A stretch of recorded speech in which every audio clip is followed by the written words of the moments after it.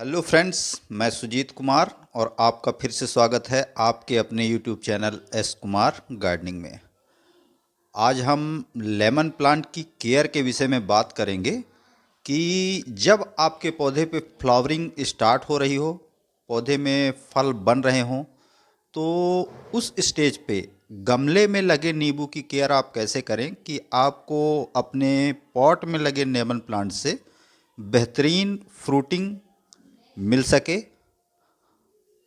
तो आज का टॉपिक हमारा लेमन के विषय में होने वाला है कि इस स्टेज में आपको पानी का क्या ध्यान रखना है, क्या फर्टिलाइज़र इस पे ऐड करने हैं ताकि आपके नींबू का साइज भी बढ़े और जो फ्लावर आपके पौधे पे बन रहे हैं वो अच्छी तरह से फल में कन्वर्ट हो सके। देखिए, मेरा 1.5 साल पुराना लेमन प्लांट है और पॉट में जब भी आप पौधा लगाते हैं तो हमेशा ग्राफ्टेड या गुटी कलम से तैयार पौधा ही लगाएं। देखिए, ये 1.5 साल पुराना पौधा है और इसे मैंने गुटी कलम से तैयार किया था। अपने अपने से कहने अपने यानी मैंने स्वयं ही तैयार किया है और फिर इसे पॉट में लगाया है। और इससे एक अलग प्लांट भी मैंने मल्टीप्लाई किया था, उसका भी अपडेट मैं आगे आपको किसी दिन दिखाऊंगा। उस पर भी फ्रूटिंग चल रही है। अभी फ़िलहाल देखिए इसमें कितनी फ्लावरिंग हो रही है और सारे के सारे फ्रूट फ्लावर जो हैं वो फल में कन्वर्ट हो रहे हैं। तो आप इसकी कैसी केयर करेंगे, इसी टॉपिक पे आज हम बात करेंगे। तो देखिए, ये 14 इंच सीमेंट पॉट में लगा हुआ लेमन का प्लांट है और 1.5 साल पहले मैंने इस पौधे को लगाया था। पिछले साल इस पे फ्रूटिंग बहुत कम आई थी और इस साल इस पे अच्छी फ्लावरिंग और बेहतरीन फ्रूटिंग हो रही है। तो क्या क्या केयर मैंने की है और इस स्टेज में आपको क्या क्या केयर करनी है। देखिए कितनी गुच्छों में फल इस पे आ रहे हैं और पूरा लेमन लगभग फ्रूट से और फ्लावर से भरा हुआ है। प्रत्येक डाल को मैं दिखा नहीं सकता, मगर लगभग सभी डालों पे इसी तरह के फ्लावर और फ्रूटिंग हमारे पौधे पे हो रही है। आगे जब इस पे फ्रूट थोड़ा बड़े साइज़ के हो जाएंगे और दिखाई भी देने लगेंगे ठीक से, उसका भी अपडेट मैं आपके लिए लेके आऊँगा। अभी इस स्टेज में मैं क्या फर्टिलाइज़र इसको दे रहा हूँ, क्योंकि यह पौधा हमारा पॉट में लगा है और यदि हम इसे फर्टिलाइज़र सही ढंग से इसकी रिक्वायरमेंट के हिसाब से प्रोवाइड नहीं करेंगे तो इसमें जो फूल बन रहे हैं वो झड़ सकते हैं। देखिए, ये चूना है, क्योंकि कैल्शियम की कमी मनुष्य को नहीं पौधों को भी चूना बहुत आवश्यक होता है, कैल्शियम। तो ये थोड़ी सी मात्रा, लगभग 1 चुटकी चूना मैंने लिया है और इसे हम इसी गोबर खाद में, ये 2 साल पुरानी काउडंग कंपोस्ट है, गोबर की खाद सड़ी हुई, उसी में लगभग 1 चुटकी है। देखिए ज़्यादा नहीं है, सिर्फ 1 चुटकी, ज़्यादा हमें उपयोग नहीं करना है इसका। देखिए 1 चुटकी मैंने चूना लिया है और इसे अपने इसी काउडंग कंपोस्ट में अच्छे से आपको मिला लेना है। और वीडियो यदि आप पूरा देखते हैं तो मैं वादा करता हूँ आपके लेमन प्लांट में अच्छी फ्रूटिंग और जो भी फूल बन रहे हैं वो सभी फल में कन्वर्ट होंगे। तो वीडियो आप पूरा देखें ताकि जानकारी जो आप कलेक्ट कर रहे हैं वो पूरी जानकारी आपको मिल सके। तो देखिए, इसे हमने अच्छे से मिट्टी में मिला लिया है और कुछ इंग्रेडिएंट्स हमें और लेने हैं, क्योंकि बहुत से सूक्ष्म पोषक तत्व जो कि पौधा पृथ्वी से ग्रहण कर लेता है और पॉट में लगे पौधों में उनकी कमी हो जाती है।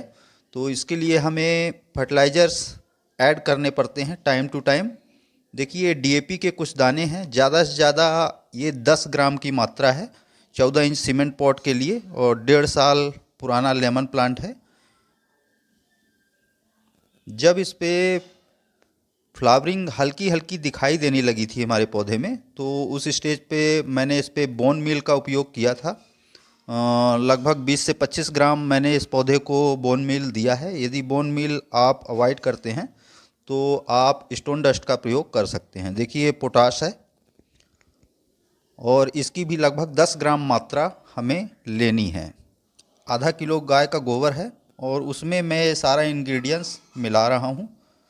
ये 10 ग्राम पोटास मैंने ले ली है। पोटास यदि आपके पास ना हो तो आप कागज़ जला लीजिए या लकड़ी जला लीजिए, उसकी राख तैयार कर लीजिए, उसका भी उपयोग आप इसके स्थान पे कर सकते हैं। या केले के छिलके का सूखे के सुखा लीजिए उसको अच्छे से और महीन क्रश कर लीजिए, उसका भी उपयोग आप पोटाश के स्थान पे कर सकते हैं। इसके बाद हमें एक और आवश्यक चीज़ लेनी है, ये देखिए मैग्नीशियम सल्फेट है, और इससे हमारे पौधों में जो फल बन रहे हैं उनका साइज बड़ा होता है, उनमें बेहतरीन चमक आती है। ये आप किसी भी केमिकल शॉप में आपको आसानी से मिल जाएगा और लगभग सभी पौधों के लिए बहुत ही आवश्यक तत्व है। तो इसको भी लगभग 10 से 11, 10 अंदाजे से आपको लेना है, इसका कोई साइड इफ़ेक्ट नहीं है। 10 से 12 ग्राम यानी लगभग 10 ग्राम हम आधा किलो गोबर में इसको भी मिलाएंगे, और ये सभी फसलों पे उपयोग किया जा सकता है। और किसी भी डीएपी, यूरिया, काऊ डंग कंपोस्ट किसी के साथ मिला के आप इसको अपने पौधों में डाल सकते हैं।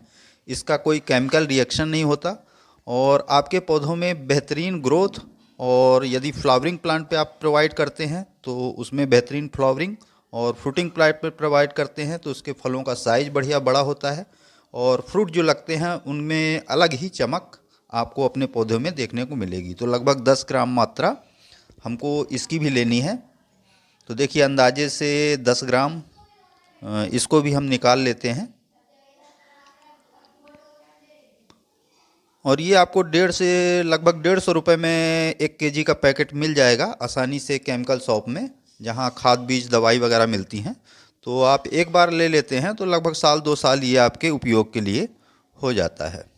तो देखिए लगभग 10 ग्राम मात्रा मैंने मैग्नीशियम सल्फेट की ली है इसमें, और इन सभी को हम अच्छे से मिला लेते हैं। तो देखिए इन सभी को मैं गोबर खाद में अच्छे से मिलाए ले रहा हूँ।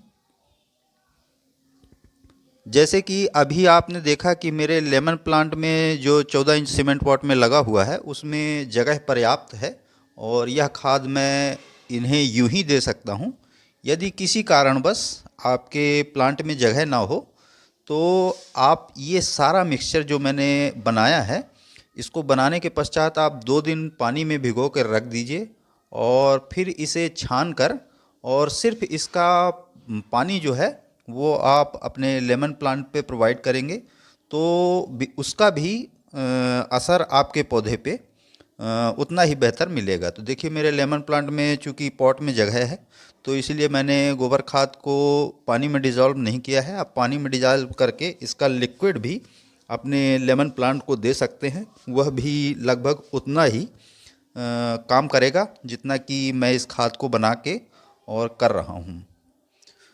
तो लिक्विड आप देना चाहें तो लिक्विड दे सकते हैं, चूँकि मेरे पॉट में जगह है तो मैं अपने पॉट में यूं ही इस मिक्सचर को बना के और दूंगा। तो हल्की हल्की गुड़ाई कर लेते हैं, और गुड़ाई करने के पश्चात इसकी जो ऊपर की मिट्टी है थोड़ी थोड़ी हम निकाल लेंगे अलग किसी बर्तन में, और उसके पश्चात हम इस बनाए हुए मिक्सचर को इसमें इस पौधे को देंगे। तो आइए थोड़ा सा मिट्टी इसकी अलग कर लेते हैं।